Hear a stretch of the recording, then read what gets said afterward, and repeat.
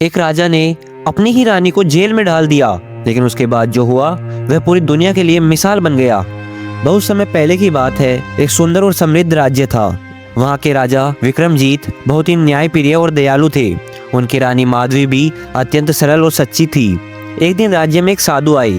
उन्होंने दरबार में कहा, महाराज, मैं आपको एक ऐसी शक्ति दे सकता हूँ जिसे आप भविष्य देख सकेंगी। राजा ने विनम्रता से उत्तर दिया, नहीं साधु जी, मुझे ऐसी किसी शक्ति की आवश्यकता नहीं है। मैं अपने कर्म और सत्य पर विश्वास करता हूँ। लेकिन दरबार में एक मंत्री था, उसका नाम था दुर्योधन।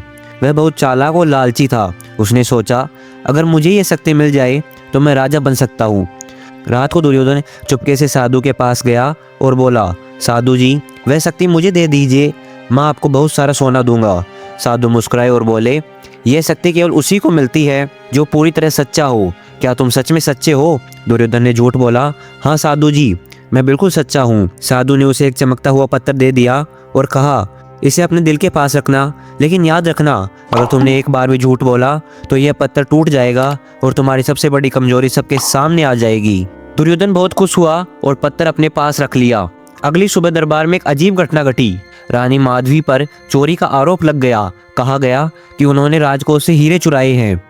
राजा विक्रमादित्य बहुत दुखी हुए। उन्होंने रानी से पूछा, माधवी, क्या यह सच है? रानी ने आंखों में आंसू भरकर कहा, नहीं महाराज, मैं ऐसा कभी नहीं कर सकती। लेकिन दुर्योधन ने अपनी शक्ति का प्रयोग किया। उसने देखा कि हीरे रानी के कक्ष में छिपाए गए हैं। उसने राजा से कहा, महाराज, हीरे रानी के कमरे में है, मैं सच कह रहा हूँ। राजा को गहरा आघात पहुंचा, लेकिन न्याय के लिए उन्होंने रानी को कारागार में डाल दिया। रानी जेल में रोती रही। वह जानती थी कि यह सब एक षड्यंत्र है, लेकिन कोई उस पर विश्वास नहीं कर रहा था। एक रात जेल में एक छोटी सी चिड़िया आई। उसने रानी से कहा, रानी जी, आप बिल्कुल निर्दोष है, आपके साथ अन्याय हुआ है, लेकिन सत्य की हमेशा जीत होती है, बस थोड़ा धैर्य रखिए। रानी ने आश्चर्य से पूछा, तुम कौन हो? चिड़िया बोली, मैं सत्य की रक्षक हूँ। जब भी किसी सच्चे इंसान के साथ अन्याय होता है, मैं वहाँ पहुँच जाती हूँ। उधर दुर्योधन अपनी शक्ति पर घमंड कर रहा था। उसे विश्वास था कि अब वह राजा बन जाएगा। कुछ दिनों बाद राजा ने दरबार में घोषणा की, जो कोई यह सिद्ध करेगा कि रानी निर्दोष है, उसे बड़ा इनाम दिया जाएगा।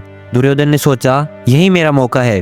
वह आगे बढ़ा और बोला, महाराज, मैं साबित कर सकता हूँ कि रानी ने हीरे चुराए हैं। लेकिन जैसे ही वह बोलने लगा, उसका चमत्कारी पत्थर टूटने लगा, क्योंकि वह झूठ बोल रहा था। पल भर में ही पत्थर पूरी तरह टूट गया और दुर्योधन की सच्चाई सबके सामने आ गई। सभी समझ गए कि उसी ने हीरे रानी के कमरे में छिपाए हैं।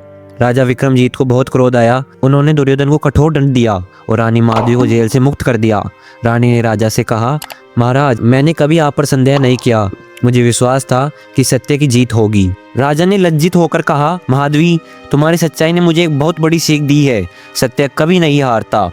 उसी दिन के बाद राज्य में एक नया नियम बनाया गया, सत्य से बड़ा कोई धर्म नहीं। इस कहानी से हमें यह सीख मिलती है, चाहे परिस्थितियाँ कितनी भी कठिन क्यों ना हो, सत्य पर विश्वास बनाए रखो। झूठ की उम्र छोटी होती है, लेकिन सत्य हमेशा अजय होता है। जीवन में कभी गलत रास्ता मत चुनो, सच्चाई ही तुम्हारी सबसे बड़ी ताकत है। याद रखो, झूठ कुछ पल की खुशी देता है, लेकिन सत्य जीवन भर का सुकून देता है। अगर ये कहानी आपको अच्छी लगी हो तो कृपया इसे अपने दोस्तों और अपने परिवार के साथ जरूर देखिए, और इस तरह की और भी मज़ेदार कहानियों को देखने के लिए इस चैनल को सब्सक्राइब जरूर कर ले।